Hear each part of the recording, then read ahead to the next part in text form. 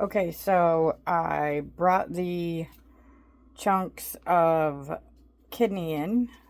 I scooped off all of the fat off of here. I used this handy dandy slotty spoon to scoop out all the pieces. And I have it over a bowl so that it doesn't drip all over. Now I'm going to go ahead and split this juice in half, put half of it in the crock pot and the other half in with the second batch of vegetables and everything. And I'm going to do the same thing to this kidney. I'm going to split all this in half, dice it up in little pieces, and put half of it in for this batch and half of it in for next batch. And with this batch, I just added 2 tablespoons of this flaxseed. It's actually a grounded up flaxseed, so I only put 2 tablespoons. You don't really need a lot. You just want enough to get the flaxseed in their system because it's actually really good for them. The last thing we have to do is then cook up the chicken livers, split that in half, and voila. Wait for everything to be done, and it will be beautiful. So let me go ahead and move this lid real quick and show you what she looks like. Alrighty, let's get a spoon. I'll get this slotted spoon again. Okay, and it's still cooking on low. There's a couple of pieces of liver that I chopped up to begin with. You can see it's nice and juicy. And then I will take a fork and pull some of this out and jab it with a fork to make sure it's nice and soft before I let it cool. And then, you're looking at all my dirty dishes now. Once it cools, then I will start to go ahead and cube it up into these silicone freezable cubes. These measure a half a cup and a whole cup. So I'll scoop some out for whole cups for the dogs, or the big dogs, and then half cups for the little dog. I'll freeze it, and then once it's frozen, those are really easy. Those silicones, you just push them, they pop right out. So you push them out, and then I'll put them in an airtight seal, and then they will look like, maybe if I can get this out without everything falling on me. They'll be an airtight seal similar to this. That's actually the leftover juice from the first batch. And like I said, now everything's gonna fall on me. But that's the leftover juice from the first batch. And so I can always give it to them just the juice on their food, or I can give it to them in vegetables. So here now, I'll show you. This is why everything's falling, because it's all in airtight seals. Here's my already cooked beef bones and chicken feet. These are the next ones. And I got chicken feet up there. This, I took half of the kale, and that's the lower half. It was full. I took half of the kale and put it in the crock pot already. The top brighter green stuff is the spinach. So I took half of the spinach and put it in the crock pot. This is the leftovers, and that's all for the next batch of dog food.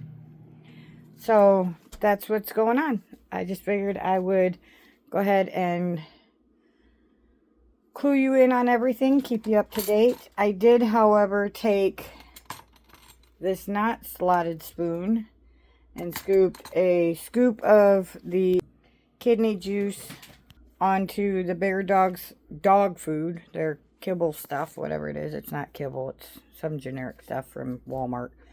And then I took a serving spoon and I scooped up 1 scoop of the kidney juice with that spoon and put it on the little dog's food to see if, because because they're going crazy smelling all this stuff cooking. So I went ahead and put some juice on their food for now to hold them over till dinner. And then the first batch of dog food, this is what's left of the first batch of dog food. I just unthawed it.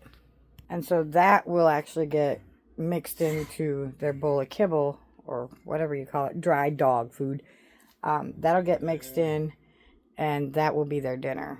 Usually, these are the half size, half cups, because we ran out of full cups. But now once I get this next batch done, I'll only be giving them half cups each. And probably the little dog will probably get half of a half cup, because that's going to be a lot of nutrients and stuff. And when I give them their dinner already, they eat it and then they won't eat all day. So they wait for this food. So,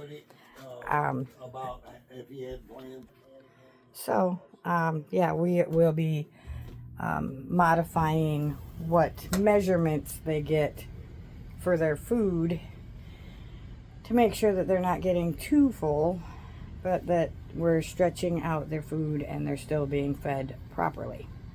So that's all for now. I will go ahead and show you the whole thing all mixed up and everything when it's done. So for now, thank you for watching. Oh, mental note, just so you're aware, all of this that I'm doing, I am not adding any seasonings or spices, just the ingredients that I'm telling you. There are some ingredients, or not ingredients, there are some seasonings that can seriously harm your animals.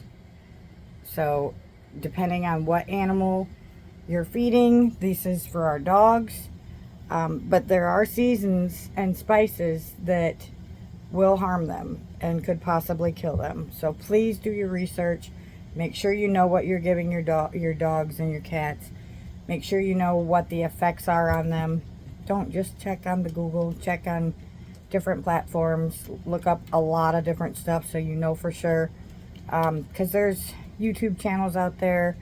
There's TikTok channels and stuff where they give dogs all kinds of different things, or cats different things, and it's not necessarily good for them. Like, before I started doing my research, I thought chicken and rice was good for your dog. Well, rice is terrible for your dogs.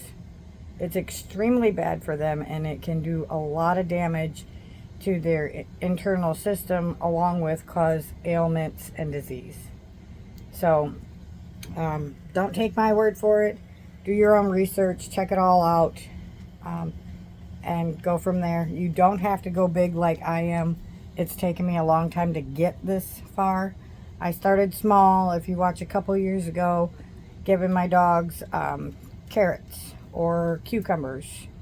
Then I learned about sweet potatoes and pumpkins, and it's just evolved from there. But you don't have to go big. I mean, look up what your dogs can have or your cats can have and start small.